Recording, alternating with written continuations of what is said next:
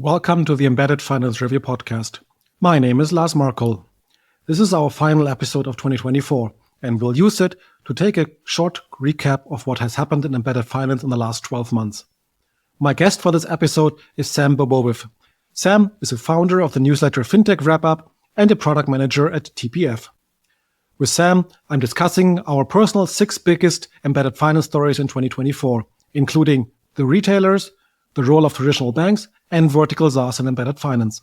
Let's dive in. Hey, Sam, welcome to the podcast. How are you doing today, and in what part of the world are you located right now? Hey Lars, thank you for having me at this podcast. Currently, I am based in Malta.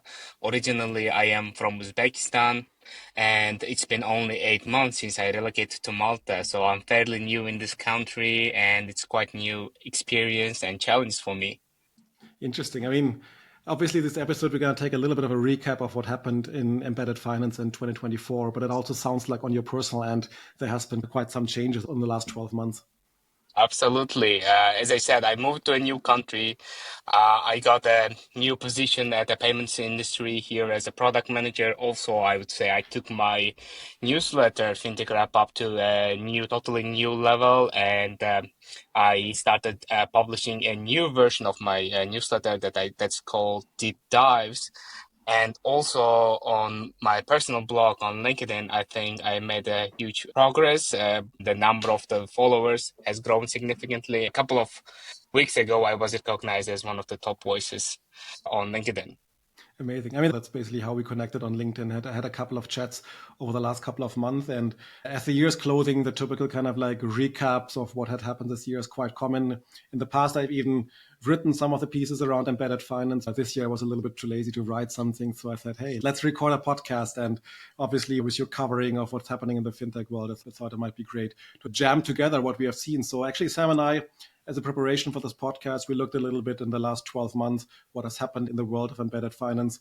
Of course, for me, quite easy in the way, you just using my newsletter, going through a couple of stories that I've seen, and we decided what are the highlights, the big topics, not focusing specifically on very specific news, but rather taking 6 headlines, 6 general developments. We have chosen to dive a little bit into it. Are we going to go through them one by one? And there's not really any particular order, not that we think all of them are in there anyway. It's just like while going through the year, we decided these 6 makes more sense to talk about. And to kick things off, the first one is retailers in embedded finance. And maybe to give the audience a little bit of a recap, what had happened the last 12 months.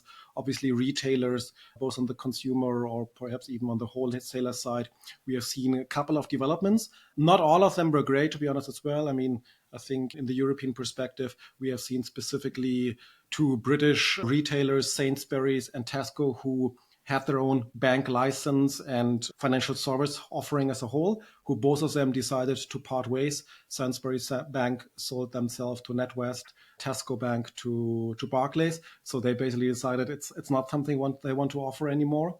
On the other hand, also another little bit of a negative news, so to say, for the embedded finance world is the Swiss retailer Coop, who actually launched the year before their banking product, Coop Finance Plus, and then just wind it down like 9 months later, like earlier this year. So those were, I would say, probably 3 news who have a little bit more of a negative touch, which probably presents very well the challenges that retailers have around embedded finance. And then there were obviously some good news as well. Writing is definitely easier than speaking. Hemköp, the Swedish retailer, announced their first bank account offering in partnership with SAB Embedded. I'm going to talk about SAB Embedded a little bit later as well. Then we have seen another British retailer, Currys, in the electronic space, expanding their buy now, pay later offering together with BNP Paribas, and John Lewis also partnering with a fintech to offer a lending product. So we also see a couple of companies into the space. Maybe to kick things off, retailers and embedded finance, Sam, is that something that you had an eye on the last 12 months? Is that a thing where you think it's pretty hot, or what's your personal view? Well, first of all, Lars, going through these news, as I can see, for example, first 3 news, they already say like there has been a consolidation in the market. Some big retailers, they understand that maybe banking or embedded finance is not for them. They should focus on what they do best rather than diversifying into directions they really don't understand. And I also believe this is the part of the bigger consolidation that happened in the fintech market. I read a lot of news about different mergers and acquisitions of different payment companies and banks and etc. etc. That's why I believe this is part of that big trend that happened in 2024. However, when it comes to Currys, John Levis, and others going into in the most cases to buy now, pay later, because buy now, pay later is becoming, I would say, for retailers, is another marketing channel. I would say this is a marketing channel for them rather than offering a financial product, because they are simply trying to attract more customers and sell more products. However, John, I also, it's hard to pronounce the name of this company, Cup, I guess, if I'm Yeah. saying it correctly, going into embedded finance. So I believe this was most probably a payments offering through the cards again. And this is like for them to increase the customer loyalty. They want to keep their customers. And personally saying, this year was a huge year for buy now, pay later companies, and the likes as Klarna or like others, they made like a huge progress in that direction. And at this wave, most of the retailers want to jump in and get the benefit of this technology to offer more financial Yeah. services or attract more customers. I mean, it's also probably meant from my experience, and we also recorded specific episodes on some of these, and you specifically the co-op one of like launching and shutting down their product, but also specifically looking at the buy now, pay later offering, how you said it very well, right, is at the end of it, when a retailer enters, I think for every company space, the same thing, right? You said as well, like focus on what you can do best. In a way, when you expand that offering and looking at things, it really needs to make sense, right? The usual saying, it needs to be like 1+1 = 3, right? So I think we touched on that in the co-op episode as well. Is if you're just a retailer who offers just a bank account and there's hardly any connection to your core business, then you're basically just one of many, and this is probably a hard chance for you to succeed.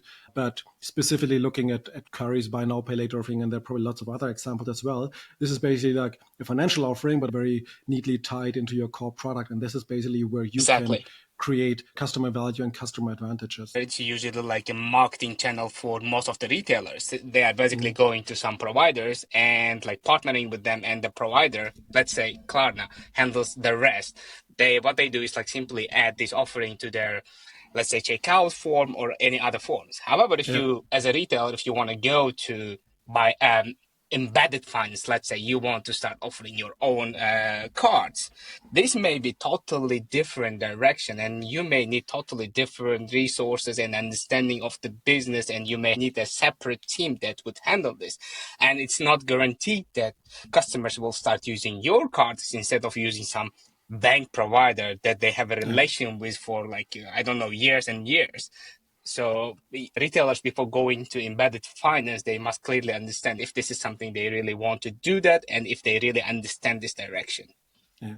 Would you be willing to make a prediction? Now we looked at 2024. What's the future for retailers and embedded finance? Do you think we're gonna see more retailers entering or more getting out? Honestly, I usually try to avoid making any predictions because I'm not really good at this. But from pay later perspective, I think the next year will be huge again, because we are expecting like says Klarna doing the IPO, so they are basically preparing to go public, and this may encourage other retailers to jump into this direction and start taking benefit of this product. But this is the only prediction I can make. I don't know the names of the companies that would love to jump into this space, but I would avoid doing any other predictions when it comes to embedded finance in retail, because you never know. Yeah, I guess like my personal prediction is I definitely see some signs that there will be an increasement of retailers getting involved in embedded finance. Again, what we said before, I think retail, the same as with financial service industry, right? When people talk about banks, they're like banks can be like so different, can be small bank, can be big banks, can be old banks, can be new banks. It's the same as the retailers as well. I guess if a company like Currys is successful with a buy now, pay later offering, they're obviously selling electronic products. A lot of customers are very open to use a buy now, pay later offering as well, because it's a one-time purchase and it's maybe a Christmas gift or something else. This, of course, makes a lot of sense. That doesn't mean it would work for everybody else there. But personally, also covering the embedded finance news, and of course, like Sainsbury's and Tesco's, we declared as a kind of a negative news element for retailers. But then on the other hand, those were the two who had fully regulated with own bank license, and both of them indirectly, more or less directly said they're going to stay in the space. I think even Tesco is getting a nice deal with Barclays as well, that they can still use the Tesco branches for offering financial services. So I guess it's still relevance there, but just the question is how much of the regulatory you want to take over. And I guess it applies Exactly. to all the retailers. It's not a one size fits all. It's not all financial products work for everybody. It depends That's really correct. on your customer value, the customers, and the value you can potentially create for them. Sure. I believe so. Great. First topic done, the retailers and embedded finance. Let's jump to the second one, probably an equally big, maybe even a bigger one. Our topic here is traditional banks, specifically in embedded finance. When I look back in the last 12 months, I mean, obviously we have a very European view on these things. So a lot of the developments in the past from banking as a service and maybe also the early embedded finance were very much driven by innovators players. Let's call them startups, or maybe some are even a little bit bigger, maybe not the small startups anymore, but definitely newly founded companies with an innovative approach. But now in the last Mm. 12 months, we have also seen very old and traditional banks getting involved with embedded finance. Maybe highlight, maybe not all of them, but like maybe a couple of them. The biggest one definitely standing out is Italian bank UniCredit Yeah. purchasing Vodeno and Iron Bank, which was a big news, obviously. Then we touched on SAB embedded already in the previous category on their partnership with the Swedish retailer Hemköp. We also seen more activities from SAB embedded. UniCredit obviously bought Vodeno Iron Bank, as mentioned before. There's a partnership with NatWest and NatWest Boxed in the UK as well. Yep. UniCredit also invested in the embedded lending provider Banksware, so it seems like UniCredit is involved in quite a few things. Then also we see Rabobank in the Netherlands partnering for an embedded lending product, HSBC in the UK, a joint venture with TradeShift, and also some other partnerships in regards of embedded finance. So while this still might be early for a few of them, my feeling is there is gaining interest and understanding of these opportunities, and banks are going more actively after them. Or Sam, what's your view? Correct, correct.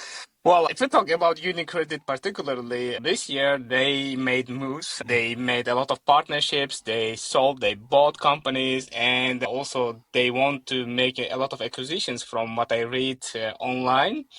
In general, about the topic of more traditional banks going into embedded finance, what I see that initially, as you said, banking as a service started, or embedded finance started by mostly new companies in the market. They were mostly presenting themselves as a technology company, saying like, we are only technology company.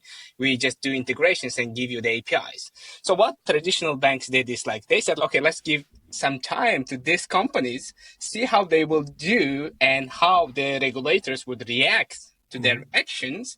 And maybe if we find this interesting, if we see the potential moving forward, then we will jump into this train. I believe it's time for them. 2024 was a time for them to start getting into this train, onto this train, and start taking benefit of everything happening in embedded finance. Because what happened is that, as you know, in 2024, almost all major markets started imposing strict requirements to embedded service providers, saying like, you guys need to take care of the compliance, or otherwise you will be out of the business. So as we know, traditional banks, they usually have strong compliance teams and strong regulations in-house. Maybe the only thing they were lacking is technology. That's why they started making partnerships or acquisitions of most technologically advanced companies to start going deeper into embedded finance or banking as a service and getting the advantage of this new technology or trend. It's interesting that what you say, like maybe not being too positive about banks that they did it like on purpose, but in a way like waiting a little bit. Maybe also by definition they had to wait a little bit because they're not the typical the ones who rush in first.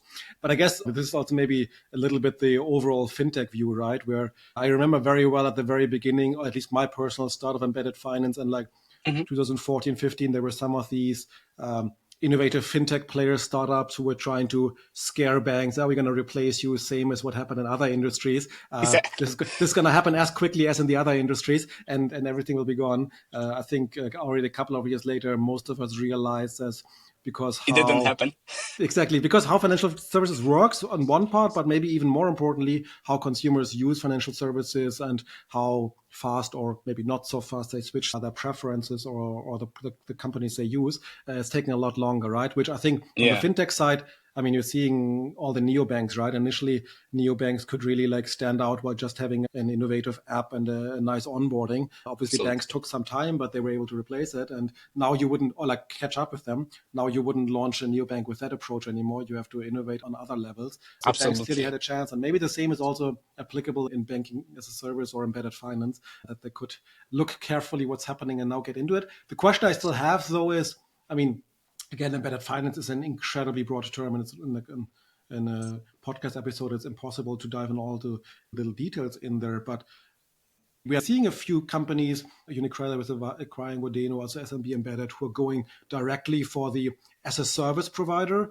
I mean, we're seeing a couple of other banks who kind of getting into embedded finance, but they don't directly work with the unregulated partners. They're more empowering infrastructure providers. Exactly. So more and more being like a little bit further away to potentially reduce the potentially strategic and or compliance impact on their unit. So I guess there are couple of options that banks have to benefit of embedded finance. It really depends, again, similar to what we said before, it really depends who you are, what customers you serve, where you're good at, where you're not so good at, to make a proper decision. Correct. I've experience shows that all those technology companies or like new fintech companies that were planning to replace the banks with their new innovative solutions, well, unfortunately, it didn't happen. And now time shows that banks will not go anywhere. They will rather stay maybe as a partners, but moving forward, maybe as a service providers themselves, as Yeah. you just mentioned, because they have all the capabilities. Maybe initially they lack the technology, but as experience shows that they are creating a new ventures, and under those ventures, they are building new products and technologies and separately selling them as a service to other providers. Also, another thing that I see clearly that those innovative companies that started in the beginning now are hit really badly by regulators.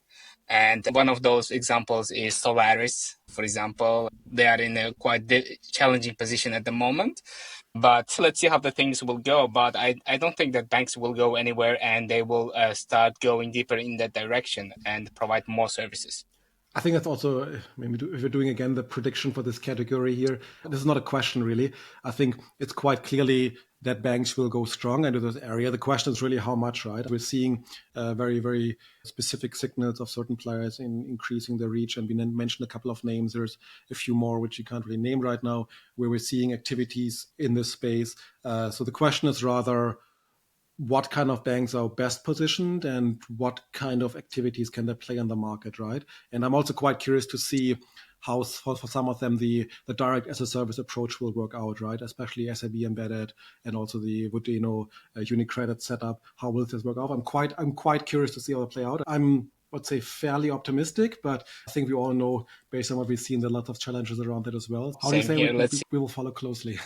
absolutely, absolutely. The next category, and we touched on that a little bit already, is the general topic of banking as a service, more specifically. And you mentioned right now already Solaris.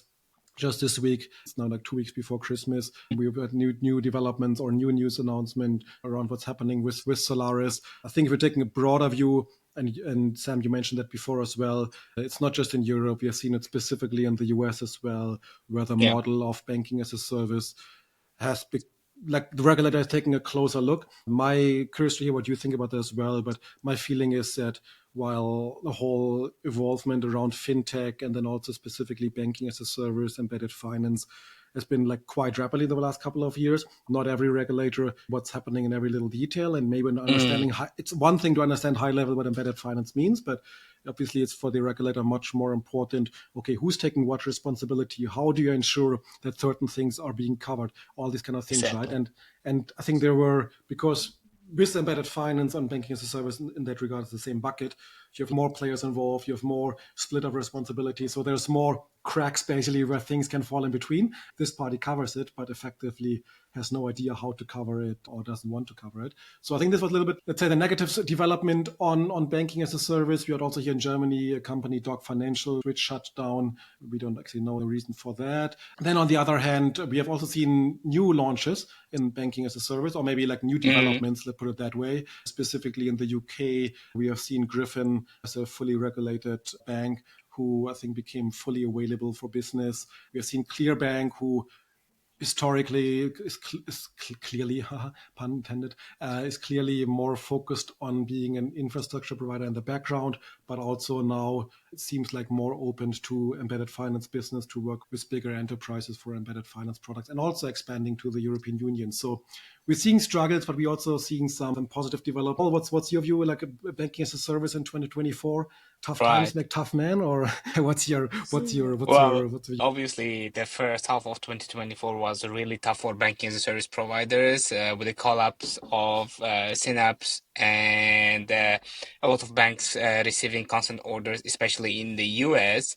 And I also read a lot of news about the banking as a service providers, such as, for example, unit cutting stuff. One approach I saw that most of the banking as a service providers, they said, now we are just technology provider connecting users, let's say payment providers or retailers who would love to jump into banking, so embedded finance environment and start offering financial services. They said, like, we will be just a technology provider. We will connect you guys. We will give you technology, but the program management will be on you or the sponsor bank. You will go and speak to them and understand what the requirements are and follow this route. And also regulators started pushing the buttons, setting the limits. But I believe it was a good move because, as you said, the question was, who owns the compliance? Is it the banking as a service provider? Or is it the retailer who would love to use the services? Or is it the bank? Nobody knows. And I think the question is still open. We are still trying to understand who owns the compliance part of the things. But a new trend I just noticed in the market is that now banking as a service providers, what they're saying to their customers is that if you want to use our services, you will also use our compliance tools and requirements. This is our rule. This is our new requirement. This is how we provide services. We will not allow you to go and find your own compliance provider for transaction monitoring or customer onboarding or anything else related to that. You will use ours. In that way, we will control everything that you guys are doing, and we will take action whenever and wherever necessary. This was the one thing I noticed in the first half. But in the second half of the year, I also saw a lot of interest popping up, especially in Europe. For example, a couple of them you mentioned, Griffin or Clearbank, or a couple of days ago, I read the news about Lunar Bank. They also spent out their own banking as a service division separately, that now it will provide services separately. So I wouldn't say banking as a service is dead, but it's moving to a new stage with new requirements and new services. And I hope this will be beneficial for the customers because the services will be more secure now, I believe, from compliance and regulatory perspective. When the customer builds a relationship with a banking service provider, I hope in the future moving forward, we will not see the cases, or we will see the case very rarely similar to what happened with Synapse, where people were left literally without any savings. Yeah. I think personally, I'm quite excited to see a lot more providers and not just like same providers, but like with different approaches, with different backgrounds, offering different, like, I mean, obviously they do banking as a service, but doing it in different ways. For me, it's always this mindset of like, if you have like 10 startups, you know, like 9 will fail and, or maybe 8, and 1 or 2 will succeed basically. And I think the same is in a way, long-term perspective, also the case in banking as a service. And I think we need a number of providers with different approaches to see what makes sense for the industry. That's unfortunately not something where you always can see from the beginning. I think one point is also in that regard, we spoke about Griffin, Clearbank, also SMB Embedded, and a few other providers. We're seeing now more providers as a fully regulated financial service bank provider offering banking as a service, where previously it was more the e-money license who offered these services. Now we're seeing more and more, and it's obviously a little bit from the learning that it's really not always very easy to create business cases around financial services if you have not any lending component. But obviously, as a fully regulated bank, you can offer these things, and then obviously you can create a lot more value. So also quite interesting. I mean, there are different cases, not always is required. It's not black and white, but I guess having these like diverse provider landscape and give companies out there the opportunity to pick one of them who fits the best is definitely what we need for further development in the market. Correct. With the third one, so a little bit like half time. We have three Hmm. more. I think that the next three might go maybe perhaps a little bit faster. I think the next three under a headline would be like different sectors, different industries, where we have seen more activities connecting their industry with embedded finance. First one, quite curious if you have any thoughts about that. I've seen quite a bit on that, is the whole healthcare market, healthcare and fintech. We have seen there a couple of activities. Here on this podcast, actually, I spoke with Niklas, who is the founder of Nelly, a German startup that has announced a partnership with Adyen and other financial service providers to enable doctors and medical professionals to receive better services. So I think my personal view, and there's another one, Dr. Lip, which is French, I think, appointment booking provider for doctors, basically, who now also announced their partnership with Adyen and doing payment acceptance for doctors, which is obviously everything around payments, very often the first step for many companies into the world of embedded finance. I think there are the specific European angle, so to say, in healthcare and fintech is maybe compared to US specifically, where would think or expect in the US we are seeing more consumer focused solutions where it's about like helping people finance maybe medical bills and these kind of things. Obviously the market is here a little bit different. So we're seeing in Europe the intersection of healthcare and fintech a lot more players like Nelly and Dr. Lip who target the medical professionals and trying to optimize them to make it a better, let's say, back-end payment flows. I'm quite curious to hear, do you have any thoughts or experience when it comes to like healthcare meets fintech? Well, when you mentioned these partnerships initially, I thought these solutions were directed to consumers. Mm. But after you shared more details that were directed rather to service providers that are doctors and practitioners who would love to optimize their payment services. Well, as you mentioned, yes, the approach is totally different in the US and Europe. I'm mostly following the steps what's happening in the US because whatever Mm. the news I was reading mostly about how the hospitals or service providers were providing buy now pay later services for the patients, because as we know, healthcare is one of the most expensive ones in the US.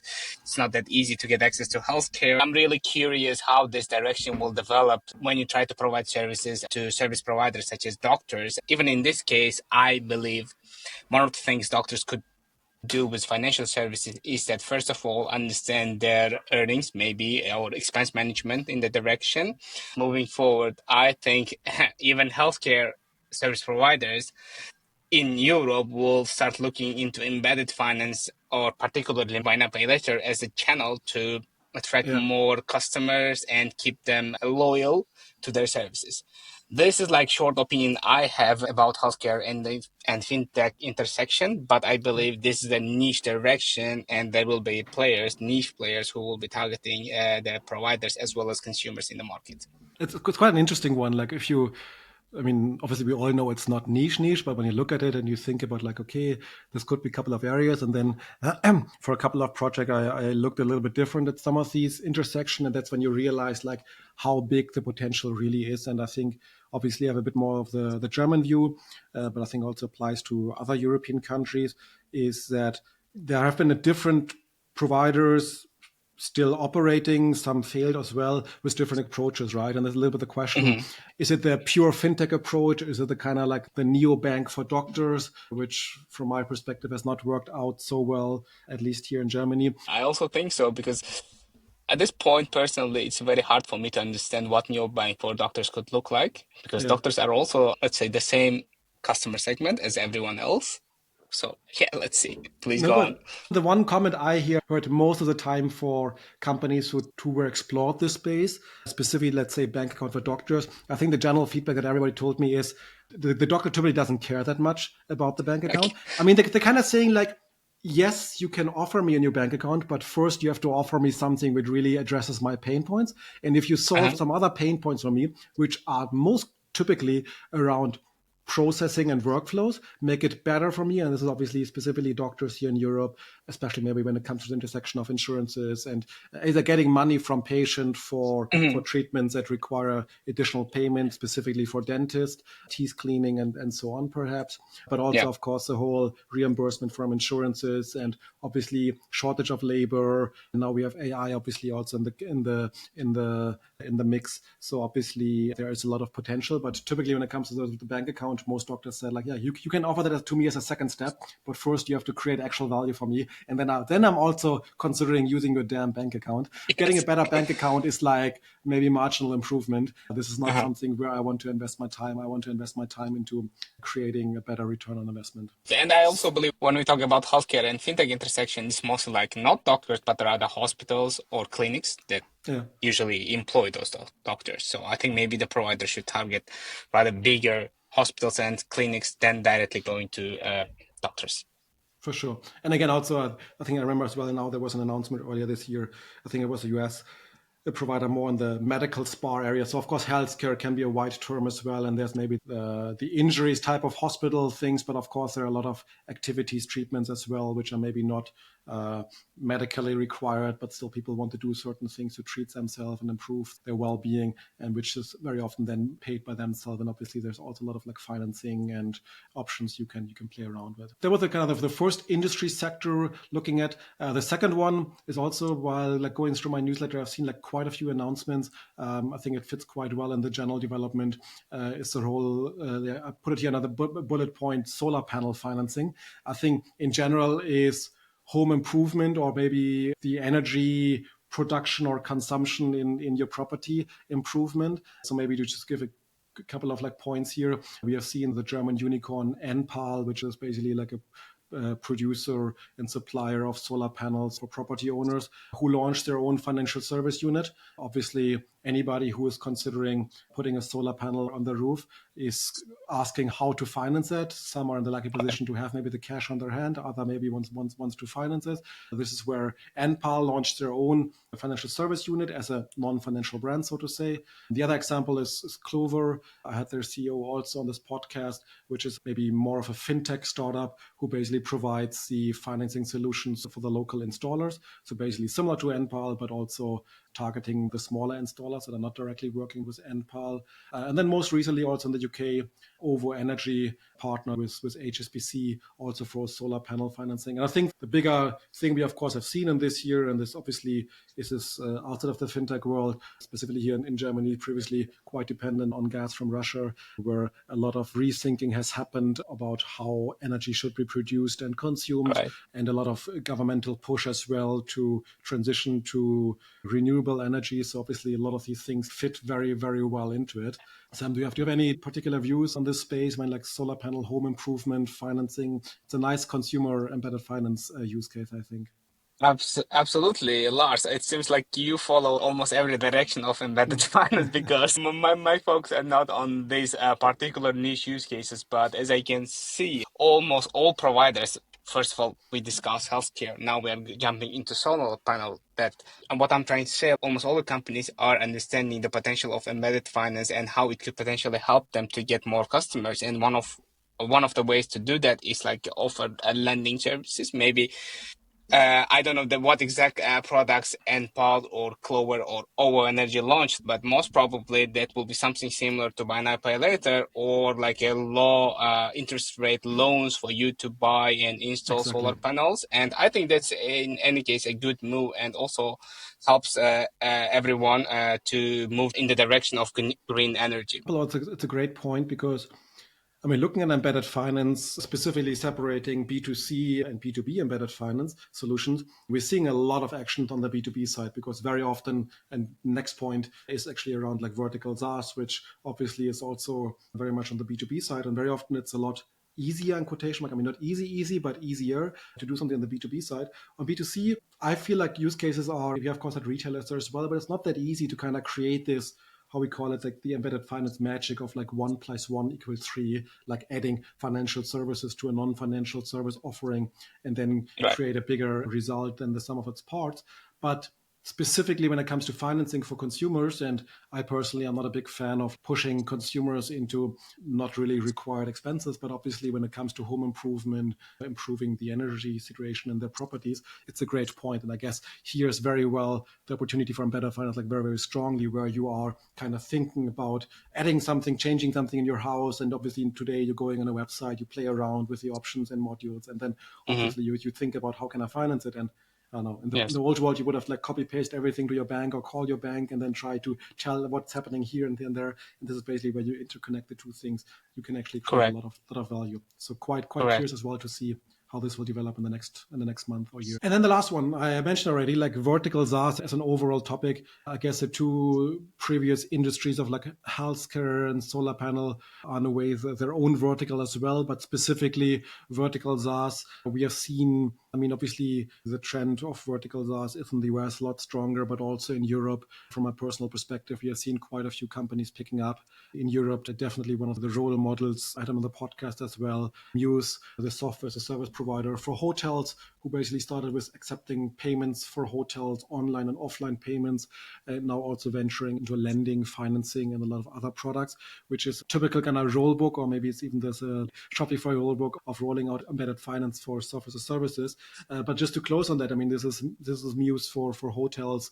We also had announcements for in the UK Nori financing products for restaurants. I had Michael, the CEO of Metro Financial Services, a German wholesaler who launched a banking and financing product for restaurant and hotel owners. And then outside of the hospitality space as well, we are seeing specifically in the home service market, US providers like Service Titan were going for an IPO, which reveal all the fintech products they're offering. In Germany, Yeah. I remember as well a couple of companies, including Tooltime, who launched a payment product similar to what Service Titan started back in the days with.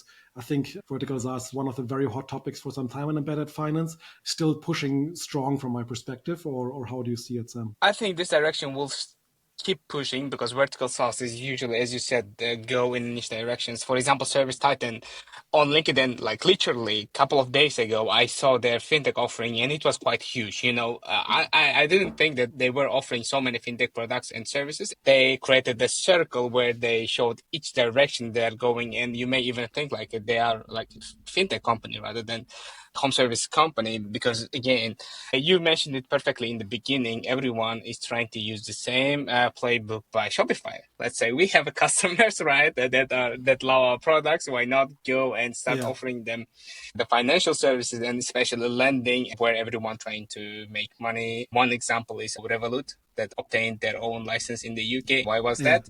They yeah, want to start offering mortgages maybe in the near term. It's one of the best directions. And in my opinion, this trend will continue. But again, going back to the same question that we asked previously, hey guys, who owns the compliance? Who owns the risk? Who owns the regulations? Vertical SaaS providers need to be mindful about these directions. If they provide services to businesses, they usually have most of the information about the business when it comes to yeah, KYC, KYB, and transactions as well. However, there are still risks, especially if you want to go into lending, because you must understand the repayment cycles and etc. So, guys, whenever you want vertical SaaS providers, if you want to go in embedded finance, start offering financial services, keep in mind there is always a risk and be careful and assess your risks carefully. Yeah, now, what you said before is, I'm not sure if it was a direct quote, but I have to remember this. The Toast founder, obviously Toast next to Shopify, the other big role model in embedded finance, a Yeah. provider for restaurants and software provider in the US. And he was on a podcast on 20VC with Harry Stebbings, and he said something like, customers come to us to use us for our software, but we monetize them through fintech products. So when you look at Well the said. profit and loss statement, it's like majority is fintech. So you could actually say these are fintech companies, or they are maybe purely fintech companies because they're doing so much with financial services. So much of the revenue comes from financial services. But in reality, none of these customers choose Toast or other because they have so great financial service products. They're choosing them for Correct. something else, but then the monetization happens through something differently. And I think that's the power of embedded finance or financial services in general. And I think Right.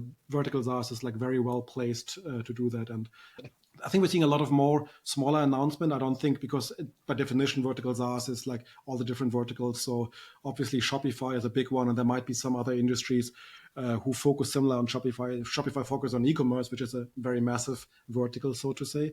Yeah. Others might be a little bit smaller or more nichey, and we might have like lesser touching points with us in our normal lives. Overall, if you put it all together, this is definitely like by far the biggest opportunity for embedded finance, even though while it might be driven by dozens or maybe hundreds of names in different countries. Correct. But hey, guys, again, don't forget about risks. It's our friendly voice here in the back. It's Exactly. obviously, and I think that applies to for all these companies doing embedded finance, right? It might most likely is a big opportunity for many or maybe all of them, but it's not a very simple path ahead, and it's not like there's a playbook out there. You just follow steps 1, 2, 3, and you do the same thing. It's a lot of Correct, hard correct. work, and unfortunately, also a lot of learning in the process. Sure. Yes, Sam. 6 points. Those we kind of like identified earlier, where we've seen like not just one news story, but like multiple news stories for each category. That's the reason we picked them. There might be a lot more. Obviously, could have had one on AI as well, but I guess it kind of like goes into all these areas as well. Or is there, Sam? Is there anything we missed or forgot that we should touch on? No, Lars, I believe we covered all the most important directions of embedded finance, and I believe you are the expert. As I can see, you are following not only fintech related directions of embedded finance, but as well as non-financial directions such as healthcare, solar panels, or like a vertical SaaS. That's really interesting, actually. That's the benefit, I guess, a little bit like working in embedded finance. You can get involved in a lot of industries. When you go into consulting, you don't have to choose anything because you can work in all the industries.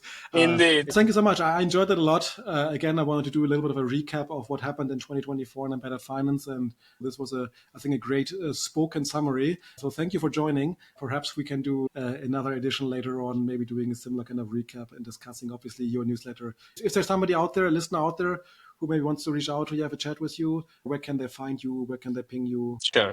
Lars, thank you for inviting me. It was again a great conversation, and I think we covered very important topics in this podcast. If anyone would like to reach out to me, LinkedIn is the best place to ping me, or my newsletter, Fintech Wrap Up, where they can always find me and send me a message.